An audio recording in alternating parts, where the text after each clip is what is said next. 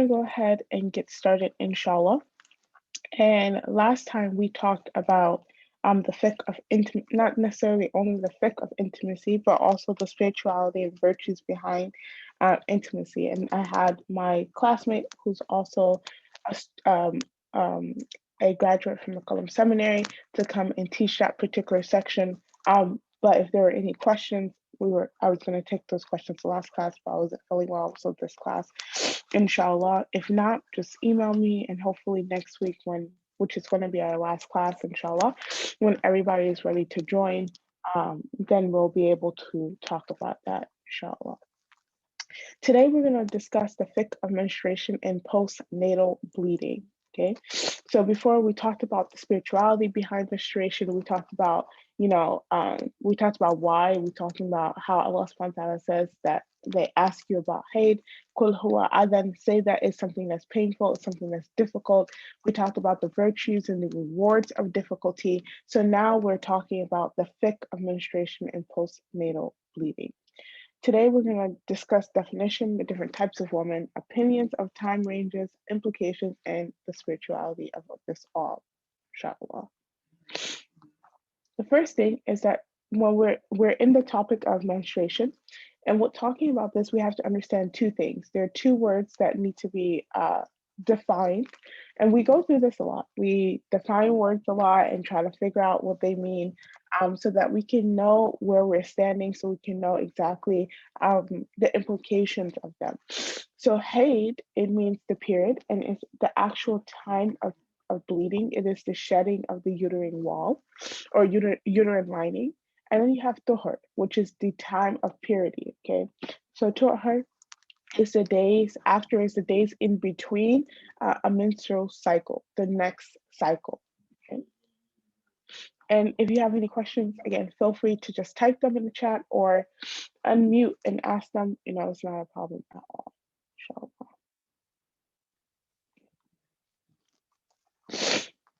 Haid, there are some specific things about haid. The first thing is that it cannot be bleeding from anywhere else. It has to be bleeding as very specifically from the uterus, okay? It had to be bleeding that's very specifically from the uterus. The second thing that is cannot be bleeding that is due to childbirth, that is called nifas or postnatal bleeding, which we'll talk about. And then the third thing is the color. If it's just regular vaginal discharge, or if it's like white or cloudy or light yellow, then that wouldn't be considered to be haid. That would be considered to be regular, normal vaginal discharge. But if it ranges from pink to brown to red, then that would be considered to be haid. Now, there are three types of women, or three categories of women that we'll talk about. The first category is mu'tadiya. A mu'tadiya is someone who this is their first cycle. They're just now getting their cycle, so it takes a little bit of time before it becomes regulated. You will see that young girls who are very early on just getting their cycle, they may see it 1 month, they may not see it for 2 months or 3 months or whatever the case may be. So it's very non-regulated. And then you have a mu'tada. A mu'tada is someone who has an ada. So it's someone who has a very normal, scheduled, structured period. So they will have their period for 5 to 7 days or whatever the case may be. Some is 8, some is 9, some is 10, but they know that every month I will have my period for this amount of days, and these are the days of tuhur that I'll have. And then you have a mutahayyara. A mutahayyara is someone who their period is not very regular. Okay, sometimes they may get it for 10 days, sometimes they may get it for 3 days, sometimes they may get it for 4 days, sometimes they don't get it at all. It's just very up in the air. And most times people who are in the category of mutahayyara, there are many things could contribute to that. There could be hormonal imbalances. It could also be PCOS. Okay, it could also be from stress. It could also be from life changes. So there's so many things. It can even be from the food that someone is eating. So there are many things that throws a period off balance. In the next slides, we're going to talk about these two categories. Number one, a muqtadiya and a mutahayyara. If someone has a regular period, if someone has a very regular scheduled Haid and Tohar, they it's very regular, it's 5 to 6 days or whatever the case may be. If you know your schedule, then that person should stick to what is regular for them.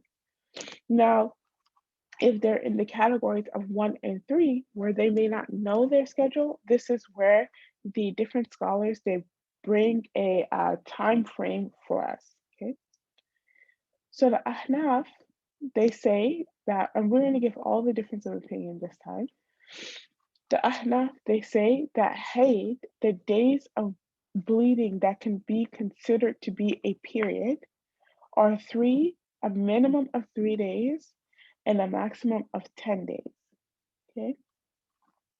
And the days that are of Dhuhr, meaning the days in between one period to another, has to be a minimum of 15 days. Okay, there has to be a minimum of 15 days. So what this means is that, say for instance, someone uh, gets their period and they bleed for 10 days, the full 10 days. And then they ghusl, they pray, and 13 days later, they see blood again. The Ahnaf say that that is not considered to be a period. And we'll talk about what that is going to be considered to be. But the Ahnaf say that is not considered to be a period. And we'll talk about the implications and how that actually in the next session, our last session, we're going to only cover one topic and take questions. And we'll talk about istihaba. And Maliki say that, as soon as someone sees blood or spotting or whatever the case may be, then that could be considered a period. The maximum amount of days of perioding is 15 days, and the minimum amount of days of tuhur is 15 days. The Shafi'i say 1 day and 15 days, and that tuhur is 15 days. And the Hanbalis, they say that haid is a minimum of 1 day, a maximum of 15 days, and Dhuhr is a minimum of 13 days in between. So I hope this makes sense. And if I'm going too fast, please let me know.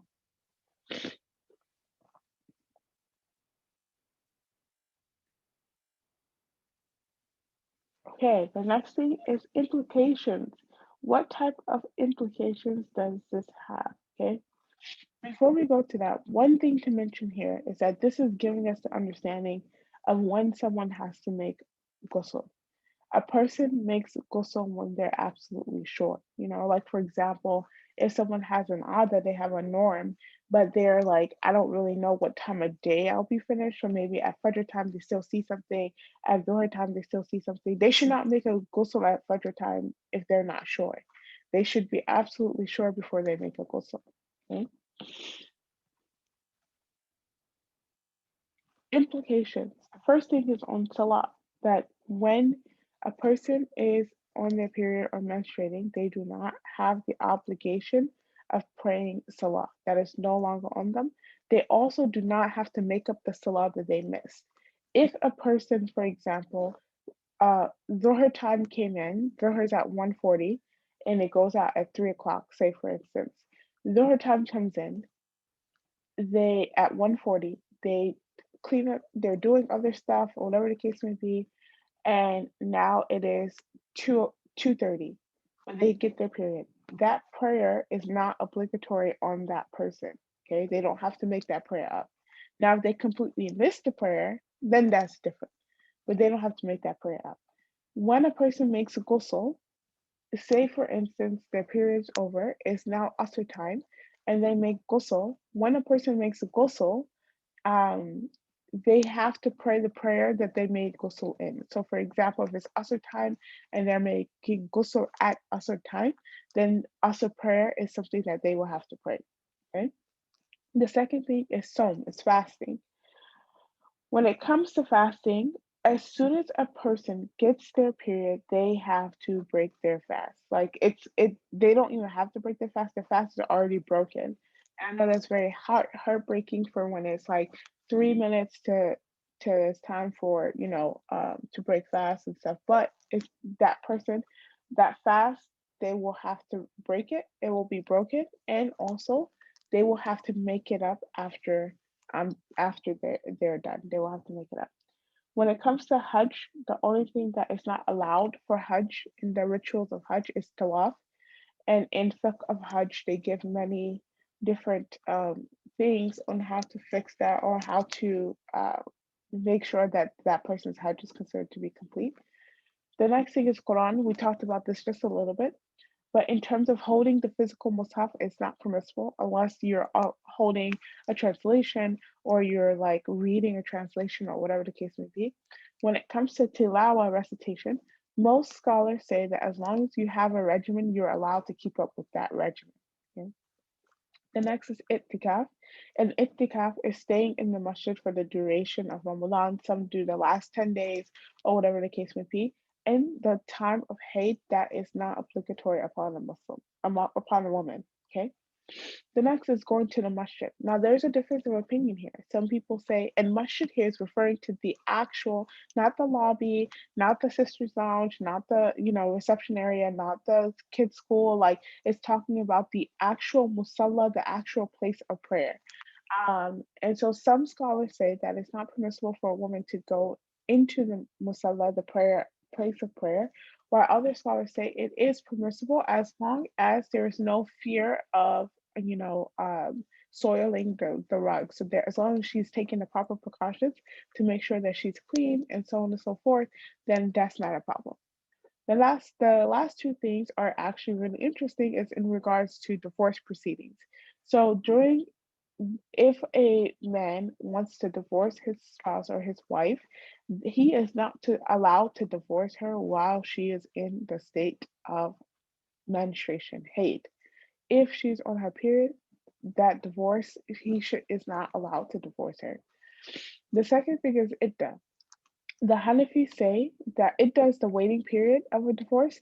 The Ahnaf, the Hanafis, they say that a idda is determined by three cycles of three period cycles. Okay, so after she's completed her third period cycle, then her idda would be complete. Her waiting period of divorce would be complete. So Aisha radiallahu ta'ala anha, she narrates that the Prophet ﷺ once asked her he asked her, now me al khumra min al masjid. He asked her, give me the prayer mat that's inside of the masjid. And so she responded to the Prophet ﷺ and she said that, Qultu inni ha'id. I'm menstruating, like I'm on my period. And then the Prophet ﷺ responded to her and he says, inna haydataki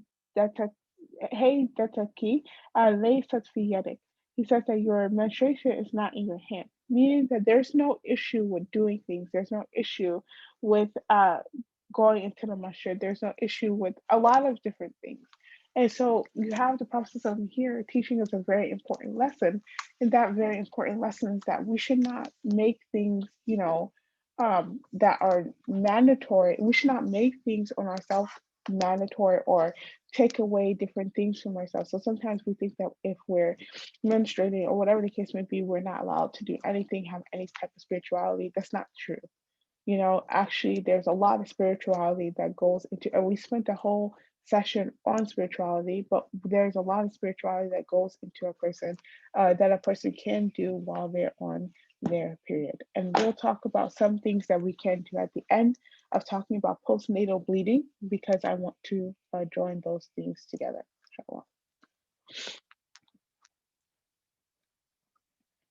And then you have this narration from Abu Hurairah radiallahu ta'ala anhu, and he says that إِذَا أَحْسَنَ أَحَدَكُمْ الْإِسْلَامَ فَكُلِّ حَسْنَةٍ مِثْلَهَا. That a person who فَكُلِّ حَسْنَةٍ يَعْمَلَهَا, a person who wants to improve or follow their religion strictly, then that person gets a good deed. They are rewarded with good deeds. تَكْتَبُ لَهُ بِعَشْرِ أَمْثَالِهَا إِلَى 70 مِئَةٍ.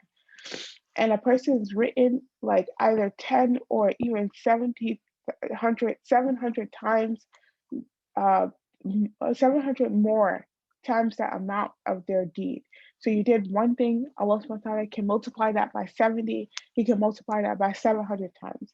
And then it says, وَكُلِّ سَيِّئَةٍ يَعْمَلُهَا تَكْتَبُ له مِثْلِهَا. And whoever does something wrong, then it's recorded as just one. When we think about deeds or obedience, we think about it just from the standpoint of, okay, doing things, I have to pray, I have to fast, I have to do this. But obedience also comes in not doing things. When God commands you do not do X, Y, and Z, then you stay away from that. Or you don't do those things because Allah subhanahu wa ta'ala commanded you not to do it. So the commanding of not to do something actually gives you double or triple the reward, or even more than that, because Allah asks you not to do it. And it's a tough time, it's difficult, especially in Ramadan. It's difficult to be in Ramadan and not fasting and all these things. And so know that Allah subhanahu wa ta'ala is rewarding you for your difficulty. Now, when we go to postnatal bleeding, lokia is the medical term for it. It is the bleeding that occurs after the birth of a child, a baby. The medical time is 4 to 6 weeks of bleeding. The Ahnaf and the Hanabila, they say that it's 40 days. And then the Shafi'i and the Maliki say that it's a maximum. These are maximums. It's a maximum of 40 days. And then the Shafi'i and the Maliki say that it is a maximum, it is a maximum of 60 days. Okay. So the Hanafi says a maximum of 40 days. The Hanabila, the Shafi says a maximum of 60 days, and the Malikis also says a maximum of 60 days, right? Meaning after the 40-day point or after the 60-day point, one is required to make a ghusl and can go back to their normal practices. Okay?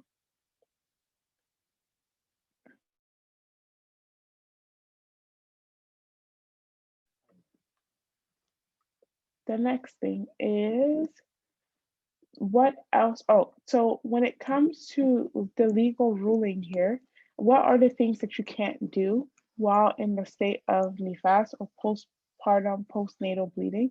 The same exact things that were mentioned about menstruation, the same exact things that were mentioned about haid, or the same exact things that applies in postnatal bleeding. It's just that postnatal bleeding is much longer.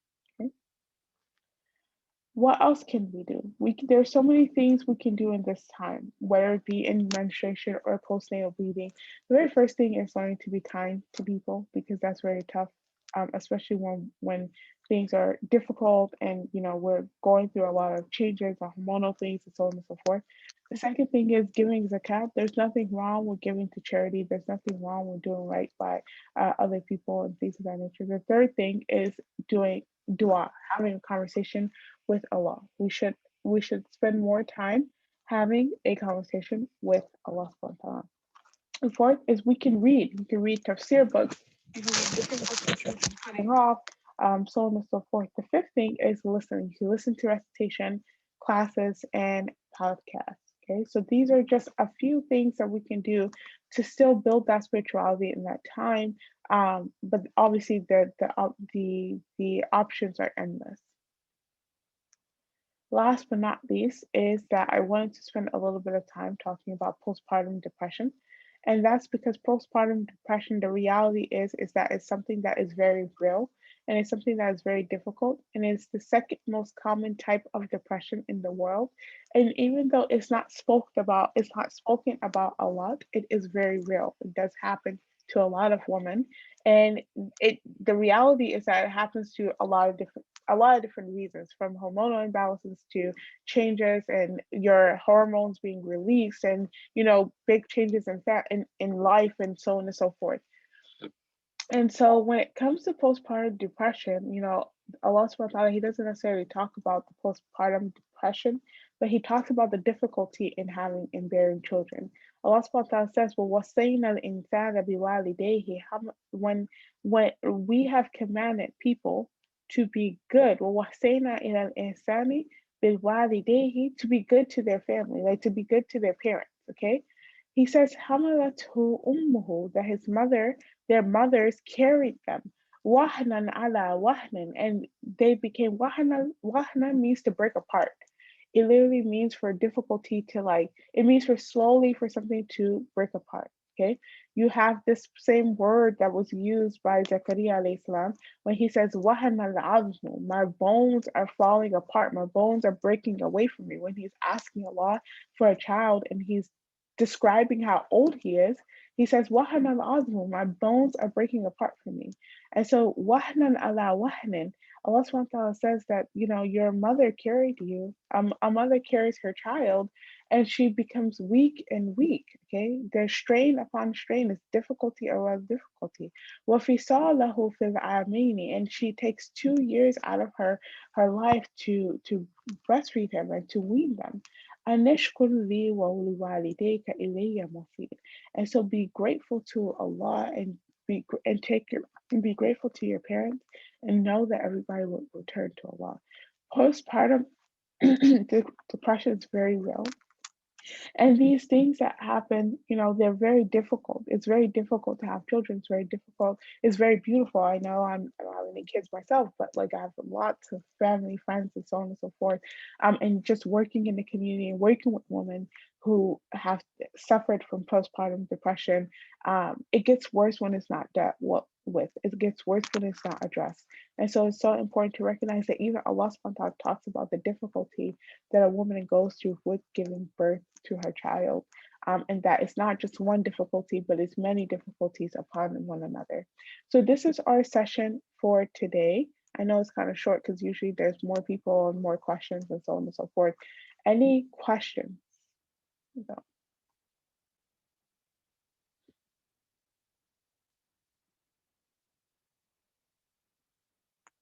No, no questions? Okay. Well, there's no questions. We'll go ahead and end here, inshallah. سبحانك اللهم وبحمدك نشهد أن لا إله إلا أنت نستغفرك ونتوب إليك جزاك الله خيرا تسلمك الله